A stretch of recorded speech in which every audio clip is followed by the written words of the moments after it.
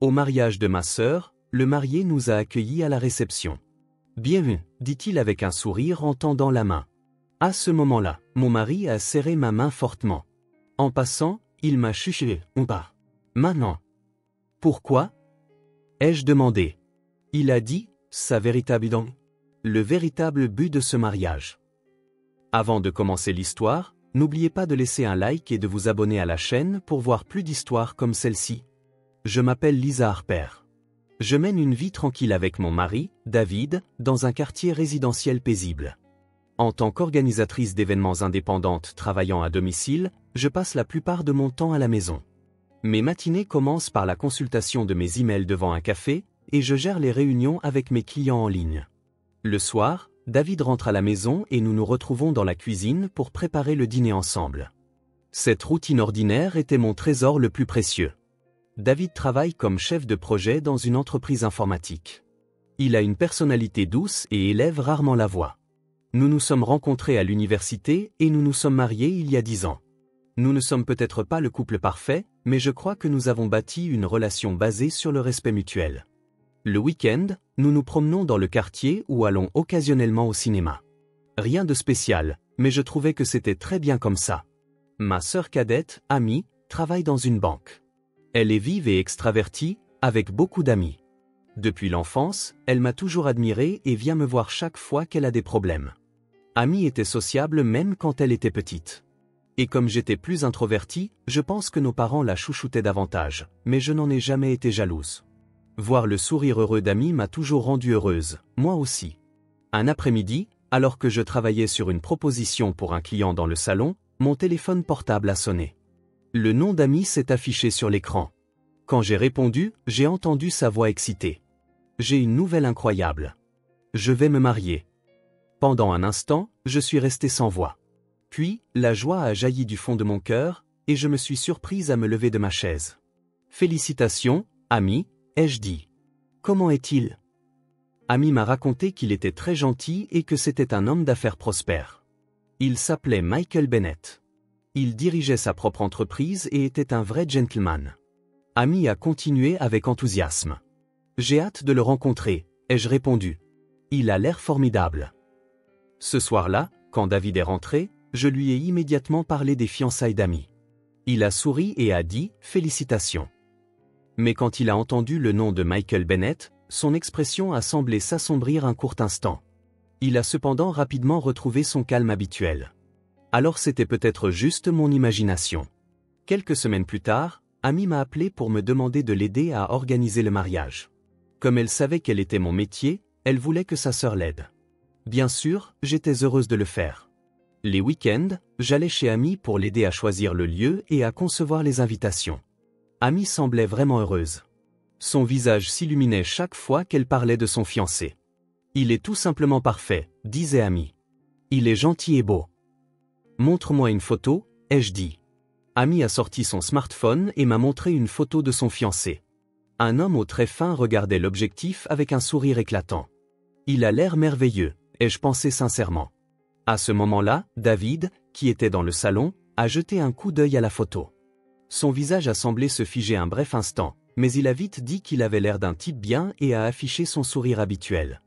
Je n'y ai pas prêté beaucoup d'attention. David avait toujours été un peu timide avec les nouvelles personnes. La veille du mariage, en débarrassant la table après le dîner, j'ai parlé à David. Demain, c'est le grand jour d'Amy. Je suis si excité. Assis sur le canapé, il a simplement répondu « oui ». Il semblait distrait. « Qu'est-ce qui ne va pas? Tu es fatigué » ai-je demandé. « Non, ça va », a dit David. « J'ai juste le travail en tête. » Demain, c'est le jour spécial d'Amy. Profitons-en, ai-je dit. David a forcé un sourire et a répondu « Tu as raison ». Mais ses yeux ne souriaient pas. J'ai senti que quelque chose clochait, mais je n'y ai pas réfléchi davantage. Mon mari s'inquiétait parfois pour son travail, alors j'ai supposé que c'était l'une de ses fois. Demain, il redeviendrait lui-même. C'est avec cette pensée que je suis allé me coucher. Le lendemain matin, je me suis réveillé tôt. La lumière du soleil matinal filtrait à travers les rideaux, illuminant doucement la chambre. En regardant à côté de moi, David semblait encore dormir, mais il s'agitait beaucoup, peut-être n'avait-il pas bien dormi. Je me suis glissé hors du lit sans bruit et j'ai pris une douche. Aujourd'hui sera une journée parfaite, ai-je murmuré à mon reflet dans le miroir. Je me suis maquillé et j'ai enfilé la robe que je porterais à la cérémonie. C'était une robe bleu pâle qu'Amy avait choisie pour moi. Elle disait que cette couleur vive m'irait bien. J'ai arrangé mes cheveux et mis de petites boucles d'oreilles en perles. Quand j'étais prête, David s'était levé aussi. Il a commencé à s'habiller plus lentement que d'habitude, enfilant sa chemise, nouant sa cravate. Mais il n'arrêtait pas de refaire son nœud de cravate devant le miroir. D'habitude, il y arrivait du premier coup, mais aujourd'hui, quelque chose n'allait pas. « Qu'est-ce qui ne va pas? Tu es plus nerveux que d'habitude » ai-je demandé. David, sans quitter le miroir des yeux, a répondu « ce n'est rien ». Mais sa voix manquait de conviction. Sur le trajet vers le lieu de la cérémonie, David est resté silencieux tout le long. Il fixait la vitre du passager, mais avec un regard vide qui ne voyait rien. « Tu es sûr que ça va » ai-je dit en conduisant. « Tu n'as pas l'air bien. »« Ça va. J'ai juste mal dormi » a répondu David. Mais ses mains étaient serrées fermement sur ses genoux. Je me sentais un peu anxieuse, mais je n'ai pas insisté. David était parfois comme ça. Quand il pensait à quelque chose, il se repliait sur lui-même. Dans ces moments-là, il valait mieux ne pas forcer la conversation. Il parlerait quand il serait prêt. C'est avec cette idée que j'ai monté un peu le volume de la radio. Quand nous sommes arrivés, une luxueuse salle de banquet d'hôtel s'est offerte à nous. L'entrée était décorée d'une arche de roses blanches, comme dans un film. J'étais ravi que le lieu que j'avais choisi pour Amy soit parfait. Alors que nous sortions de la voiture, Amy est arrivée en courant avec un grand sourire. « Vous êtes là » a-t-elle dit en me prenant les mains. Elle portait déjà sa robe de mariée et ressemblait à une princesse. « Félicitations, Amy. Aujourd'hui sera la plus belle des journées, ai-je dit. Les yeux d'Amy étaient remplis de larmes de joie. « Michael va bientôt arriver. J'ai hâte de vous le présenter, a-t-elle dit, excitée. À ce moment-là, David a commencé à regarder autour de lui, comme s'il cherchait quelqu'un ou essayait d'échapper à quelqu'un. « David, qu'est-ce qui ne va pas » ai-je demandé en touchant le bras de mon mari. Il m'a regardé avec une légère surprise et a dit qu'il allait aux toilettes. Puis il a rapidement disparu vers le fond de la salle. Je me suis dirigé seul vers la réception. Plusieurs invités étaient déjà arrivés et j'ai échangé quelques mots avec les amis d'Amy. Je sentais que tout le monde souhaitait sincèrement le bonheur d'Amy, ce qui me rendait heureuse aussi. Mais David ne revenait pas. J'ai sorti mon smartphone et lui ai envoyé un message pour lui demander où il était. La réponse est venue immédiatement. Juste, j'arrive tout de suite. Je commençais à me sentir mal à l'aise. Le comportement de David était étrange. Il semblait effrayé par quelque chose depuis le matin, mais je ne savais pas par quoi. Il ne pouvait sûrement pas être mécontent du mariage d'Amy. Il avait toujours considéré Amy comme sa petite sœur.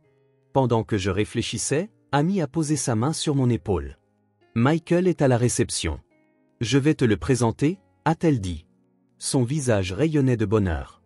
Je ne l'avais pas vue aussi heureuse depuis longtemps. « Bien sûr, allons le voir » ai-je répondu. En marchant vers la réception, je pouvais voir le dos du marié à travers la foule. Un homme grand, dans un costume bien taillé. Une bonne posture, une allure raffinée. Quel homme charmant, ai-je pensé. Amy a vraiment trouvé quelqu'un de merveilleux. À ce moment-là, David est revenu.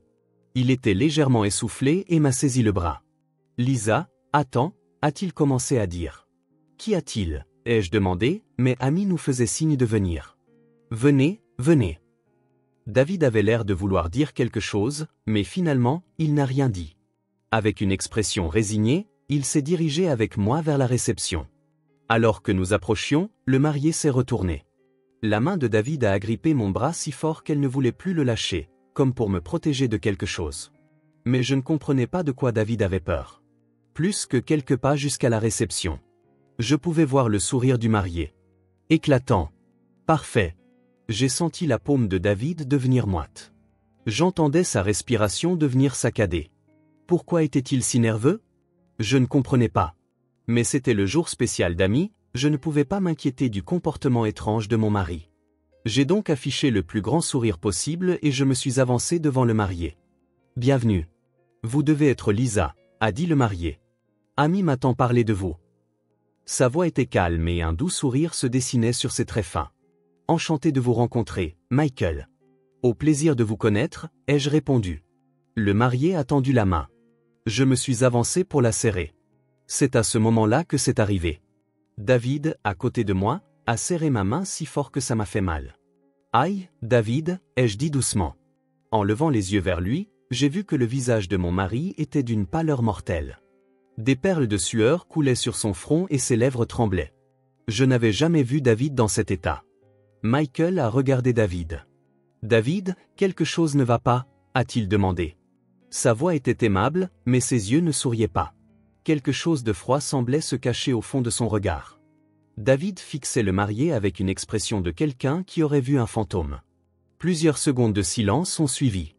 Les invités autour de nous commençaient à remarquer l'atmosphère étrange. « David, ça va ?» ai-je chuchoté à mon mari. Il a finalement ouvert la bouche. « Désolé, je me sens un peu ?» a-t-il dit. Puis il a tiré ma main et nous a éloignés de la réception. « Attends, David, ai-je dit, mais mon mari n'écoutait pas. Il s'est frayé un chemin à travers la foule, se dirigeant vers la sortie de la salle. Je n'ai eu d'autre choix que de le suivre, entraîné par lui. Juste après la réception, David m'a tiré dans un coin du couloir. Sa main serrait toujours mon poignet. « Nous partons, tout de suite », a dit mon mari à voix basse. « Quoi ? De quoi tu parles ?» ai-je demandé. Je ne comprenais pas la situation. Le mariage d'amis était sur le point de commencer. Pourquoi devions-nous partir ? Fais-moi confiance, c'est tout, a dit David. Ses yeux exprimaient le désespoir. Mais je n'étais pas convaincu. La cérémonie va commencer. C'est le mariage d'amis, ai-je protesté. C'était le jour le plus important de la vie d'amis. En tant que sa sœur, je devais être là. Et pourtant, mon mari essayait de m'emmener. David m'a saisi les épaules. « Lisa, je ne veux pas te mettre en danger », a-t-il dit. « En danger ?» ai-je répété. « Qu'est-ce que tu veux dire ? Quel danger ?» Les paroles de David n'avaient aucun sens. C'était un lieu de mariage, entouré de plein de gens. Où était le danger ? La voix de David tremblait. Ce type, cet homme ? A-t-il commencé, mais les mots ne sortaient pas. Il a regardé autour de lui, comme s'il avait peur de quelque chose. Puis j'ai entendu une voix derrière nous. « Est-ce que tout va bien, vous deux ?» a dit la voix. Je me suis retourné pour voir Michael, debout. Il avait une expression inquiète, mais il y avait quelque chose de factice dans ce sourire. David s'est tu. J'ai senti son corps se raidir. Michael s'est approché de nous et a dit à voix basse, « David, ça fait longtemps. » Au moment où il a entendu ces mots, le visage de David s'est crispé. « Toi ?» a-t-il dit avec un grognement. Je les regardais tour à tour. « Attendez, vous vous connaissez ?» ai-je demandé. Michael a répondu avec un sourire. « Oui, d'il y a très longtemps. » Mais ce sourire avait quelque chose de significatif, comme s'il y avait un secret que seuls eux deux connaissaient. David a pris ma main et a commencé à marcher. « Allons, a-t-il dit. « Attends, qu'est-ce qui se passe ? Explique-moi » ai-je crié. Mais mon mari n'écoutait pas. Il regardait droit devant lui, marchant rapidement dans le couloir. J'étais traîné derrière lui, suivant mon mari. En descendant le couloir, David a dit « Monte dans la voiture, tout de suite. » Je me suis arrêté. « Tu vas ignorer la cérémonie d'amis » ai-je dit. David savait à quel point Amy attendait ce jour. Il savait qu'Amy avait travaillé pendant des mois sur les préparatifs, essayant de tout rendre parfait. Tu ne comprends pas qui est vraiment ce type. Le véritable but de ce mariage, a dit David. J'ai attrapé le bras de mon mari et l'ai forcé à s'arrêter. Alors dis-le-moi, ai-je dit. Dis-moi ce qui se passe. David a pris une profonde inspiration et m'a regardé droit dans les yeux. Cet homme ne s'appelle pas Michael, a-t-il dit. Son vrai nom est Ethan, un type qui était mon meilleur ami. J'essayais de comprendre ces mots. Ethan, le meilleur ami de David. Mais avais-je déjà entendu David mentionner quelqu'un du nom d'Ethan ? J'ai fouillé ma mémoire, mais je ne me souvenais de rien. David m'a conduite jusqu'au parking. Caché derrière une voiture, il a commencé à parler. Ethan, qui est-ce ? ai-je demandé. David a dit avec une expression peinée. Tu te souviens quand on a commencé à sortir ensemble ? Bien sûr. À l'université, n'est-ce pas ? Ai-je répondu. J'avais un colocataire, un meilleur ami nommé Ethan, a poursuivi David. Il était aussi amoureux de toi. Mon cœur a raté un battement. De moi ? ai-je répété. David a hoché la tête. Quand tu m'as choisi, Ethan s'est effondré. Après cette déception amoureuse, nous avons perdu le contact et j'ai cru qu'il était mort. Mais Mike, c'est... ai-je dit. Les mots ne sortaient pas correctement. Ma tête tournait. David m'a attrapé les épaules et a dit, il a changé de visage grâce à la chirurgie esthétique. Il est devenu une personne complètement différente. Il a aussi changé de nom et a disparu de nos vies. Chirurgie esthétique. J'ai imaginé le visage de Michael. C'est très fin. Ce sourire parfait. Tout cela avait-il été créé? Pourquoi maintenant, avec Amy, ai-je demandé? Ma voix tremblait. David a répondu, pour se venger de moi. Le ressentiment de t'avoir perdu.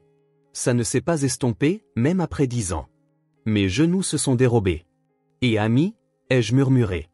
La tristesse est apparue dans les yeux de David. Un outil pour détruire notre famille. J'ai secoué la tête. Non, je ne peux pas le croire. Mais les yeux de mon mari étaient sérieux. Il ne mentait pas. Je pouvais le sentir. Nous devions retourner sur les lieux.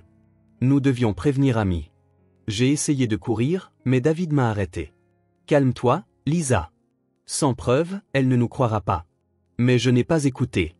Je devais protéger Amy. C'est avec cette pensée que j'ai couru vers la salle. J'ai traversé le hall à la recherche d'Amy. Quand je l'ai enfin trouvée, elle riait avec des amis. Amy, ai-je appelé. Amy s'est retournée. Où étiez-vous? La cérémonie va commencer, a-t-elle dit. Amy, écoute. Michael est? Ai-je commencé, mais Amy a penché la tête. J'ai pris une profonde inspiration et j'ai dit, c'est un vieil ami de David, quelqu'un qui s'appelle Ethan. David est venu à mes côtés et a continué, il a changé de visage grâce à la chirurgie esthétique. Amy a éclaté de rire. Ethan? Le nom de Michael est Michael, a-t-elle dit. J'ai essayé désespérément d'expliquer. Il a changé de visage avec la chirurgie esthétique, mais l'expression d'Amy se durcissait. Es-tu jalouse? A-t-elle dit. Non, c'est la vérité, ai-je crié. Mais Amy a secoué la tête. Je ne peux pas croire ça. Tu es jalouse de mon bonheur, n'est-ce pas? A-t-elle dit. Ces mots m'ont poignardé en plein cœur. Amy pensait sincèrement que j'étais jalouse. Puis Michael est apparu. Que se passe-t-il? A-t-il demandé doucement. Amy s'est jetée dans ses bras et a dit, Michael est mon fiancé. Je ne crois rien de ce que vous dites. Michael nous a regardés avec un sourire troublé, mais ses yeux étaient froids. Je n'ai rien pu dire de plus. David est resté silencieux aussi. Amy et Michael se sont éloignés, nous laissant seuls. Qu'est-ce qu'on fait? Ai-je demandé à David, mais mon mari n'avait pas de réponse non plus. La cérémonie a commencé, et nous avons pris nos places. Les invités autour de nous riaient joyeusement, mais je ne pouvais pas rire du tout. En regardant Michael debout devant l'autel, tout ce que je pouvais faire était de prier. J'espérais que tout cela n'était qu'un mauvais rêve, mais la réalité avançait sans pitié. Pendant une pause de la réception, Michael a pris David à part. « J'ai besoin de te parler », a-t-il dit. Les deux hommes ont disparu dans un couloir désert. Anxieuse, j'ai essayé de les suivre, mais j'ai été retenue par un ami et je n'ai pas pu partir. Quelques minutes plus tard, David est revenu. Son visage était livide, ses poings serrés. « Qu'est-ce qui s'est passé ?» ai-je demandé, mais David n'a pas répondu. Alors que la réception se terminait et que les invités commençaient à partir, David et moi sommes montés dans notre voiture sur le parking, mais nous n'avons pas démarré le moteur tout de suite. À l'intérieur de la voiture, nous sommes restés en silence. David a appuyé son front contre le volant, l'air épuisé. « Ethan, ai-je dit. Qui est-il vraiment ?» David a relevé la tête et a commencé à parler lentement. « Tu te souviens quand on a commencé à sortir ensemble ?» a-t-il dit. « Bien sûr, à l'université, n'est-ce pas ?» ai-je répondu. Je me souvenais encore très bien de cette époque. Nos rencontres à la bibliothèque, nos rendez-vous dans les cafés. J'avais un colocataire, un meilleur ami nommé Ethan, a poursuivi David. Il avait un regard lointain. Il était aussi amoureux de toi. En entendant ces mots, ma poitrine s'est serrée. David a poussé un profond soupir. Quand tu m'as choisi, Ethan s'est effondré. Comment ça? Ai-je demandé. David a continué avec une expression peinée. Ethan était mon meilleur ami. Nous étudions ensemble, nous parlions de nos rêves tard dans la nuit. Mais après t'avoir rencontré, tout a changé. Ethan était aussi attiré par toi. Je le savais. Mais tu m'as choisi. La voix de David tremblait. À partir de ce jour, Ethan a changé. Il s'est enfermé dans sa chambre, a cessé de parler à qui que ce soit. J'ai essayé de lui parler plusieurs fois, mais il a commencé à m'éviter et un jour, il a disparu de la chambre. Il avait pris toutes ses affaires, sans laisser d'adresse. J'ai eu le souffle coupé et je l'ai encouragé à continuer. David a poursuivi. Je l'ai cherché désespérément, j'ai demandé à des amis, mais personne ne savait rien. Quelques mois plus tard, quand j'ai contacté la famille d'Ethan, même ses parents ne savaient pas où il était. Les années ont passé et j'en suis venu à croire qu'Ethan était mort. Mais Mike, c'est... ai-je dit. David a hoché la tête. Il était en vie, avec un visage et un nom changés, en tant que personne différente. Il a complètement transformé son visage avec la chirurgie esthétique. Mais pourquoi avec Amy ? Ai-je demandé. Ma voix tremblait. David m'a serré la main. Pour se venger de moi. Le ressentiment de t'avoir perdu ne s'est pas estompé, même après 10 ans. Alors il s'est approché de ta sœur. Pour détruire notre famille. J'ai secoué la tête. Et Amy, ai-je murmuré. Un outil, a dit David. Pour nous faire souffrir. Amy ne sait rien. Elle pense qu'elle est sincèrement amoureuse. Mais pour Ethan, elle n'est qu'un moyen d'arriver à ses fins. Je me suis couvert le visage avec mes 2 mains. Non, je ne peux pas le croire. Mais il n'y avait aucun mensonge dans les paroles de David. Nous devions faire quelque chose. Mais nous ne savions pas quoi. Amy ne nous croyait pas. Nous n'avions aucune preuve. Aucun moyen de prouver que l'homme vivant sous le nom de Michael était en réalité Ethan. À partir de ce jour, nous avons commencé à rassembler des preuves. David a contacté des amis de l'université. À la recherche de photos d'Ethan, il a sorti de vieux albums. J'ai aussi fait des recherches sur la chirurgie esthétique sur Internet. Comment pouvions-nous prouver à quoi ressemblait son visage avant ? Comment pouvions-nous convaincre Amy ? Plusieurs semaines ont passé. Pendant ce temps, Amy a appelé de nombreuses fois. « Pourquoi as-tu dit ces choses ?» me reprochait-elle. « Michael est une si bonne personne. » Je ne pouvais rien dire. Je ne pouvais que répondre « Je suis désolé. » Un jour, David est rentré à la maison, l'air excité. « J'ai trouvé, a-t-il dit. Un camarade de classe de l'université qui est maintenant médecin a accepté de nous aider. Il a accès au dossier de chirurgie esthétique. Nous pourrions peut-être retrouver l'hôpital où Ethan a subi son opération. » Au cours des jours suivants, nous avons recueilli des informations. Nous avons découvert qu'Ethan avait subi des opérations de chirurgie esthétique dans plusieurs hôpitaux, le nez, le menton, les yeux. Il avait complètement refait son visage. Cherchant un visage idéal, il avait subi des opérations à répétition. Nous avons également trouvé des dossiers de traitement psychiatrique. Ils indiquaient un diagnostic possible de troubles de la personnalité paranoïaque. Une fois toutes les preuves rassemblées, j'ai contacté Amy. J'ai besoin de parler. S'il te plaît, rencontrons-nous, ai-je dit. Amy était réticente au début, mais a finalement accepté de me voir. Nous nous sommes retrouvés dans un café. Amy avait une expression mécontente. S'il te plaît, que ce soit la dernière fois, a-t-elle dit. J'ai étalé toutes les preuves que nous avions recueillies sur la table, des photos d'Ethan de l'université, des dossiers de chirurgie esthétique, des dossiers de traitement psychiatrique. Et je les ai montrés à côté des photos de Michael. Amy a regardé les documents en silence. Je voyais la couleur quitter son visage. C'est la vérité sur ton fiancé, ai-je dit. Les mains d'Amy tremblaient. Je ne veux pas le croire, a murmuré Amy. Mais la correspondance entre les traits du visage de Michael et les dossiers chirurgicaux était évidente. Amy s'est mise à pleurer. Je lui ai pris la main. Ce n'est pas grave. Nous sommes là pour toi, ai-je dit. David a également dit doucement, nous allons surmonter ça ensemble. Amy a levé les yeux et a demandé, qu'est-ce que je dois faire ? D'abord, confronte-le, a dit David. Mais pas seul. Nous serons là avec toi. Amy a hoché la tête. J'ai peur, a-t-elle dit. J'avais peur aussi. Mais nous devions le faire pour la protéger. Ce soir-là, nous sommes allés à l'appartement d'Amy. Michael y avait également été convoqué. Quand la porte s'est ouverte et que Michael est apparu, il avait son sourire éclatant habituel.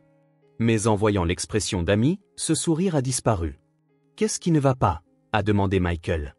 Amy a dit d'une voix tremblante, « Quel est ton vrai nom ?» Le visage de Michael s'est raidi. « De quoi parles-tu » a-t-il répondu, mais sa voix trahissait son agitation. « Ethan » a dit David. « Ton nom est Ethan. » Michael nous a fusillés du regard. Puis il s'est mis à rire lentement. Ce rire était froid, teinté de folie. « Bien joué, David, tu as remarqué » a-t-il dit. Le masque souriant était tombé. « La vengeance » a poursuivi Michael. « Tout ce que tu m'as pris, je vais tout reprendre. Lisa, ton bonheur, tout. » David a serré les poings. « Ne mêle pas Amy à ça » a-t-il crié. Michael a dit froidement, elle n'est que la première étape. La prochaine, c'est Lisa. Puis ta vie entière. David a essayé de le frapper, mais Michael a calmement esquivé. Il a ricané. Des preuves? Qui va vous croire? Je suis le gendre parfait. Vous n'êtes qu'un beau-frère jaloux. Le corps de David tremblait. J'ai enlacé mon mari. Arrête, ai-je dit. Tu fais exactement son jeu. Amy s'est levé et a dit, sors d'ici, tout de suite. Michael a regardé Amy. Toi aussi, on te trompe, a-t-il dit. Mais Amy a secoué la tête. Sors. N'apparais plus jamais devant moi. Le visage de Michael s'est tordu, mais il est finalement parti. Amy a consulté la police. Elle a soumis des messages menaçants qu'il avait laissés et des preuves de son comportement de harcèlement. La police a émis une ordonnance restrictive. Mais cela seul n'était pas suffisant. Michael était rusé. Il comprenait les limites légales et agissait avec prudence pour éviter de laisser des preuves décisives. Une nuit, alors que Michael tentait de s'introduire dans l'appartement d'Amy, David, qui s'était précipité, l'a maîtrisé. La police est arrivée et Michael a été arrêté pour tentative d'agression. Il a dû subir une évaluation psychiatrique. Le diagnostic était un trouble de la personnalité paranoïaque. Il était emprisonné par une illusion tenace selon laquelle il était une victime à qui David avait tout pris. Au procès, l'avocat de Michael a plaidé la clémence. Il a soutenu que Michael avait besoin d'un traitement mental. La sentence fut une probation avec un traitement obligatoire dans un hôpital psychiatrique. Son mariage avec Amy a été annulé et l'ordonnance restrictive maintenue. Plusieurs mois plus tard, j'ai rendu visite à Michael à l'hôpital. David s'y opposait, mais j'avais des raisons pour lesquelles je devais le voir. Dans le parloir, Michael m'attendait. Il ne portait pas sa tenue parfaite habituelle, mais des vêtements d'hôpital. Son visage montrait de la fatigue. « Pourquoi es-tu venu » a demandé Michael. Je me suis assise sur une chaise et j'ai répondu, « Pas pour te pardonner, mais je voulais comprendre. » Michael a ri. « Comprendre » a-t-il répété. « Qui pourrait me comprendre ?»« Tu as essayé de te changer » ai-je dit. « Mais tu n'aurais pas dû changer ton visage. » L'expression de Michael a changé. « Tu as subi des opérations de chirurgie esthétique encore et encore, essayant de créer le visage idéal. Mais chaque fois que tu te regardais dans le miroir, tu sentais que ce n'était toujours pas assez, n'est-ce pas ?» Michael est resté silencieux. J'ai continué, « Ce que tu avais vraiment besoin de changer, c'était ton propre cœur. Quelqu'un qui ne peut pas s'aimer soi-même ne peut aimer personne d'autre. » Des larmes ont monté aux yeux de Michael. « Qu'est-ce que j'ai fait » a-t-il murmuré. « Il n'est pas trop tard, ai-je dit. Accepte qui tu es vraiment. Regarde à l'intérieur, pas les apparences. » Michael a hoché la tête doucement. Je me suis levé et j'ai quitté le parloir. Je n'ai pas regardé en arrière. 6 mois ont passé. Amy s'est progressivement remise de son traumatisme.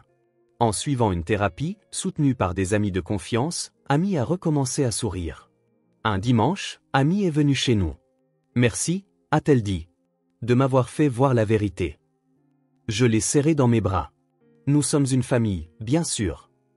Ce soir-là, nous avons dîné tous les 3 ensemble. David a cuisiné et nous avons ri ensemble à table. David a dit, si j'avais accordé plus d'attention à Ethan à l'époque, peut-être que rien de tout cela ne serait arrivé. J'ai serré la main de mon mari. Ce n'est pas ta faute, ai-je dit. Mais tu sais, être conscient, c'est ce qui compte dans une famille, ai-je continué. Quand quelqu'un souffre, remarquer cette douleur et tendre la main. C'est à ça que sert la famille. Amy a hoché la tête aussi. Nous pouvons nous protéger les uns les autres. Dehors, le coucher de soleil s'étendait dans le ciel. Une lumière orangée illuminait doucement notre salle à manger. J'ai réfléchi à ce que signifie la famille. Ce ne sont pas seulement les liens du sang. C'est remarquer la douleur de l'autre et se soutenir mutuellement. C'est ça, la vraie famille. Changer son apparence ne guérit pas les blessures du cœur. Michael l'a appris. Et nous aussi. Ce qui est vraiment nécessaire, c'est de s'accepter soi-même, de se comprendre et de se pardonner les uns les autres. En regardant les visages souriants de David et d'Amy, j'ai souri doucement. Nous ne sommes pas une famille parfaite. Mais nous sommes une famille qui se soucie et se soutient mutuellement. C'est ce qui compte le plus. Je l'ai appris à travers cette expérience. Sur la table, des plats chauds étaient disposés. Nous avons tendu la main et commencé à manger ensemble. Chérissons ce lien à l'avenir. C'est ce que je me suis juré dans mon cœur.